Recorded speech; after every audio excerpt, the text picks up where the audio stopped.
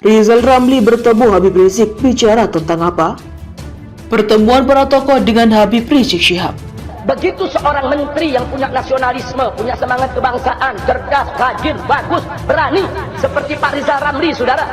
Dia protes itu reklamasi pantai Jakarta.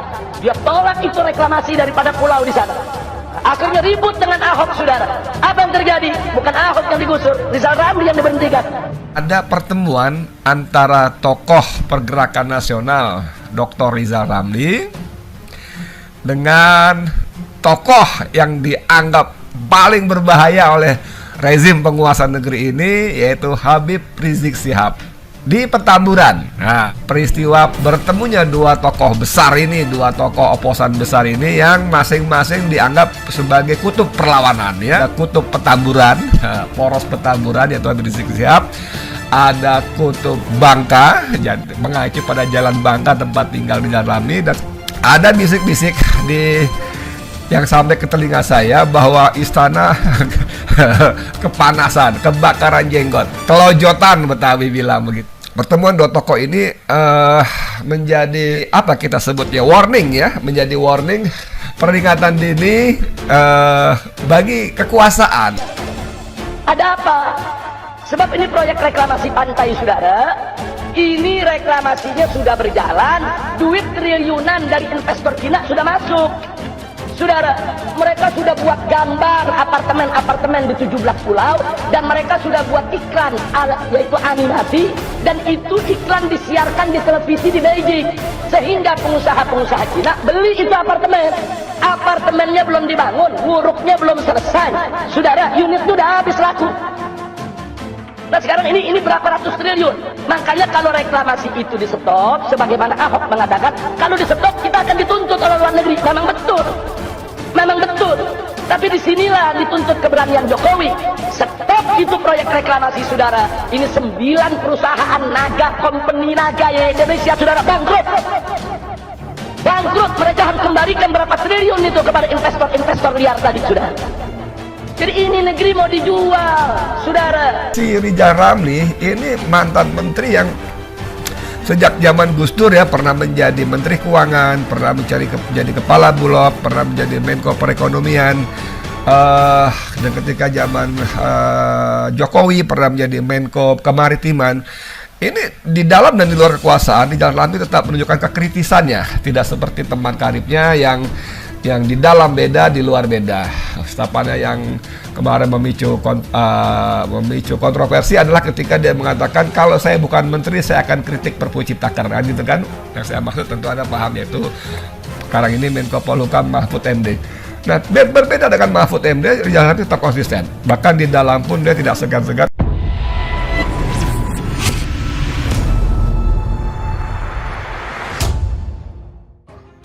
Mantan Menteri Kemaritiman Rizal Ramli bertemu dengan Habib Rizik Syihab. Keduanya tampak akrab, membicarakan masalah kebangsaan dan isu politik teraktual. Kami sudah kenal lama sejak tahun 2000-an. HRS konsisten memperjuangkan nilai-nilai Islam dan konteks negara Pancasila dan dengan kadang keras tapi damai, kata Rizal dalam keterangannya. Kedua tokoh itu menegaskan bahwa negara sudah lama mengakui Bhinneka Tunggal Ika, yang artinya berbeda agama, suku, dan warna kulit sudah selesai demi tujuan keadilan, kemakmuran, dan kedamaian rakyat dan bangsa kita. Perbedaan itu justru harus menjadi kekayaan dan ikatan kuat kebangsaan kita, tegasnya. Namun kami menyayangkan masih ada elit kekuasaan yang terus-menerus memojokkan agama, mengadu domba agama, bahkan dengan menggunakan cara-cara berbayar untuk mempertahankan status quo yang tidak kompeten dan mengalihkan rakyat dari masalah-masalah real yang dihadapi bangsa kita, terutama kesulitan ekonomi rakyat, hukum yang tidak adil, dan kecenderungan otoriter. Kami mendesak agar pojok memojokkan agama dihentikan, karena itu menyesatkan dan anti Pancasila, tegasnya. Hanya saja dalam pertemuan tersebut tak dijelaskan soal isu politik secara jelas, termasuk membahas calon yang didukung pada Pilpres 2024 mendatang. Baik Rizal maupun Rizik, kedua tokoh ini getol menyuarakan kritik ke rezim Presiden Jokowi selama ini. Pertemuan para tokoh dengan Habib Rizik Syihab. Ada rasa segan, iktiram, dan selalu mawas diri saat penulis pada Rabu 25 Januari 2023 bersilaturahmi ke kediaman Habibana Muhammad Rizik Syihab. Karenanya, begitu sampai di majelis beliau bersilaturahmi bersama jumlah tamu-tamu lainnya, penulis lebih mengambil sikap diam dan langsung menempatkan diri di barisan belakang. Tadinya ternyata ada Bang Ihsanuddin Nursi yang meminta penulis duduk di samping beliau. Sederhana dengan beliau ada Ustadz Alfian Tanjung dan Ustadz Andri Kurniawan. Kebetulan banyak tamu yang juga hadir bersilaturahmi. Saat Ustadz Yusuf Martak menyapa, penulis masih belum berani menyapa Habib Rizik Syihab. Sambil mencari posisi yang nyaman, penulis menyimak obrolan silaturahmi.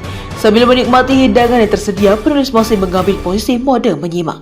Sebelumnya memang penulis sempat meminta bantuan Bang Aziz Yanuar agar bisa mendapatkan waktu berkunjung dan bersilaturahmi ke kediaman Habib Muhammad Rizik Syihab. Namun karena padatnya jadwal beliau, niat untuk bersilaturahmi saat itu belum kesampaian. Alhamdulillah akhirnya kali ini bisa bersilaturahmi sambil mencoba mencari waktu yang tepat untuk bisa mendekat kepada Habib. Di antara ramainya tamu yang secara bergantian ngobrol dengan beliau. Sampai acara silaturahmi dan makan siang selesai, kesempatan itu belum juga terbuka.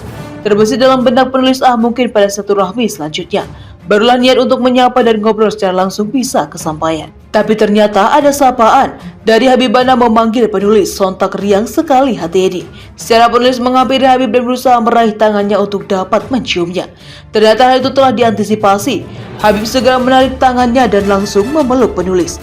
Dalam pelukan itulah justru pipi penulis dapat bersentuhan langsung dengan pipi beliau, Masya Allah. Saat akan pamit pulang pun ternyata kami kembali berpelukan dan akhirnya penulis mampu memeluk dan mencium pipi beliau. Rupanya takdir Allah Subhanahu wa Ta'ala berkehendak ciuman penulis mendarat di pipi beliau, bukan di tangan beliau. Beliau ternyata banyak mengikuti tulisan-tulisan analisis hukum yang penulis tulis. Yang tulisannya banyak berada di media sosial. Beliau memberikan semangat untuk terus melanjutkan perjuangan sesuai kapasitas penulis di bidang hukum. Ada banyak obrolan yang membuat penulis sejak lama ingin bersilaturahmi. Pertama, tentu saja keutamaan menjaga silaturahmi dengan zuriat Nabi SAW. Kedua, tentu saja karena faktor perjuangan untuk Islam, perjuangan yang memiliki tujuan agar tegak izul Islam wal muslimin. Dalam konteks itulah silaturahmi akan mampu menjadi sarana untuk mendapatkan nasihat. Nasihat terpenting adalah wasiat untuk selalu istiqomah dalam perjuangan. Dakwah amar ma'rif nahi mungkar, menegakkan syariat Islam untuk tujuan peribadahan dan penyembahan hanya kepada Allah Subhanahu wa Ta'ala semata. Masya Allah, banyak sekali nasihat agama, petuah, ilmu dan pengalaman dakwah yang penulis dapatkan. Selain menyambung silaturahmi dengan Habib Rizik Syihab, penulis juga berkesempatan bersilaturahmi dengan sejumlah tamu-tamu lainnya. Ada Bang Rizal Ramli, Bang Refli Harun, Bang Syahganda Nenggolan, Bang Jumur Hidayat, Bang Egy Sujana, Bang Marwan Batubara, Ustadz Asep Saripudin, dan masih banyak lagi. Sebuah silaturahmi yang sangat berkesan dan sangat membahagiakan. Semoga Habibana Muhammad Rizik Syihab selalu sehat, panjang umur dan tetap dalam naungan dan perlindungan Allah Subhanahu wa Ta'ala, agar selalu dijaga Allah Subhanahu wa Ta'ala dari segala bentuk godaan dan kejahatan makhluknya. Amin ya rabbal alamin.